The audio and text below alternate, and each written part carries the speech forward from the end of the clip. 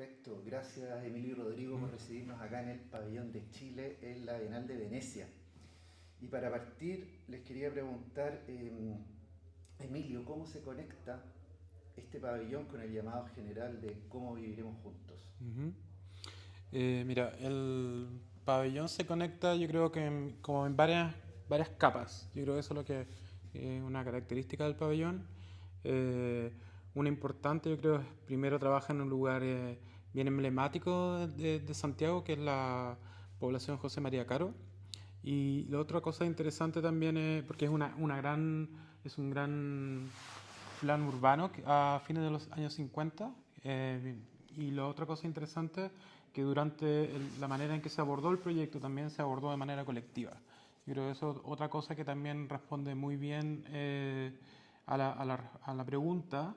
Y en ese sentido, yo creo que también la mejor manera de responder eso, no hay una respuesta precisa, ¿cierto? No se trata de certeza, sino todo lo contrario. Y en ese sentido yo creo que lo mejor es como, o sea, si se puede ver y experimentar lo que es la propuesta, porque es una propuesta que está en varias capas y es difícil como explicarla en una sola sentencia.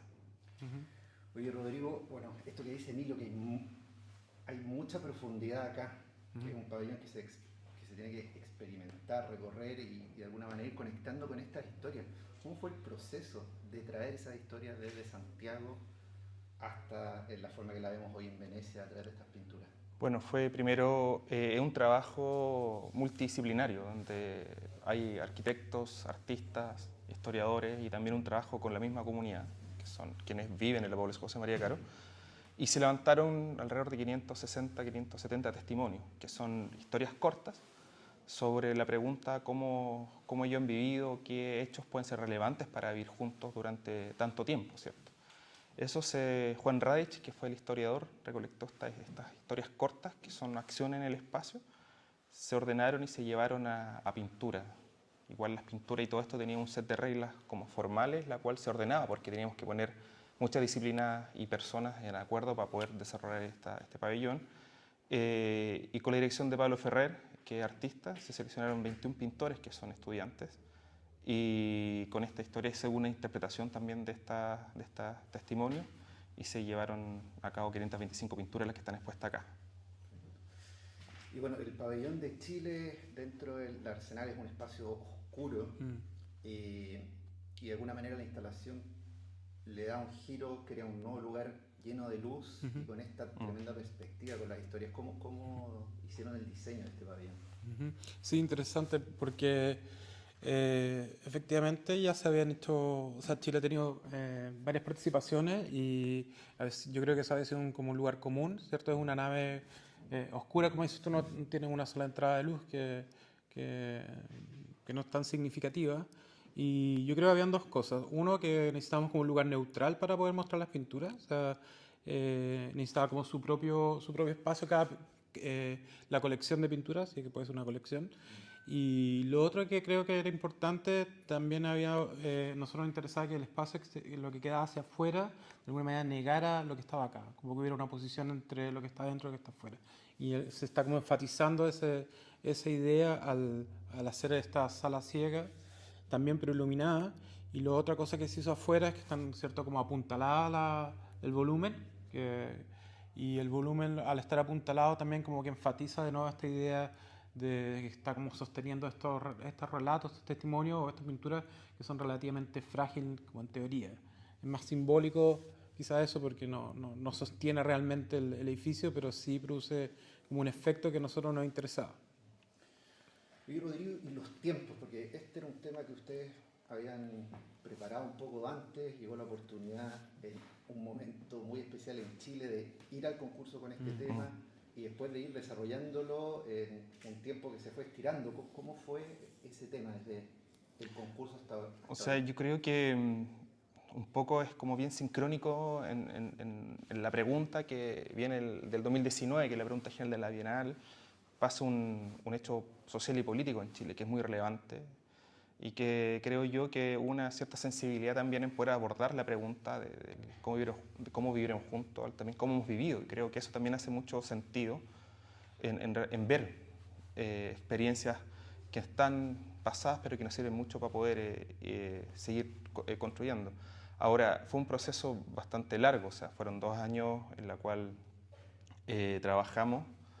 Estuvimos muy linkeados también con los pintores, con los artistas, y creo yo que cada vez fue como haciendo más sentido un poco los mismos relatos que estaban en relación al punto de que se iban produciendo.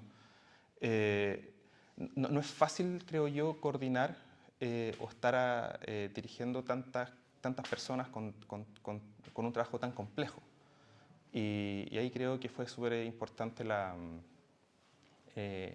como ciertos acuerdos que íbamos desarrollando con ellos para poder llevarlo esto a cabo. Lo que opino es claro, es interesante porque lo que pasaba con los testimonios que están tomados con arcos de tiempo diferentes. O sea, hay gente que está desde el inicio del lugar y hay gente que es más joven. Entonces teníamos testimonios que tenían arcos de tiempo muy distantes y lo que pasaba es que habían, como lo que hemos dicho varias veces, como voces disonantes. Y eso es muy similar a lo que estaba pasando en Chile ahora, ¿cierto? Hay mucha disonancia, hay mucha tensión, siempre mucho conflicto de alguna manera, y lo que nosotros también usamos como estrategia para poder llevar esto a cabo es hacer una serie de reglas. O sea, hay reglas para tanto el montaje del volumen, hay reglas para el historiador, también ocupamos un set de reglas que son 10 reglas para cada uno, y también unas reglas muy claves para el tema de los pintores. Entonces, una manera de ponerse de acuerdo, ¿cierto? Es como estar primero, abandonarse un poco a estas reglas, y eso es muy similar a lo que está pasando ahora en Chile, primero con la crisis, ¿cierto? Porque entró este momento, pero ahora yo creo mucho más importante con el tema de la votación para cambiar las reglas del país. O sea, hay una sincronía ahí que es como muy atingente a lo que nosotros estamos proponiendo. Y hay un tema que es relevante, es que al ser un trabajo colectivo y también, como siempre, volviendo nuevamente a ponerse de acuerdo, ahí el tema de la autoría no está presente, sino que está diluida un poco en un trabajo colectivo, comunitario.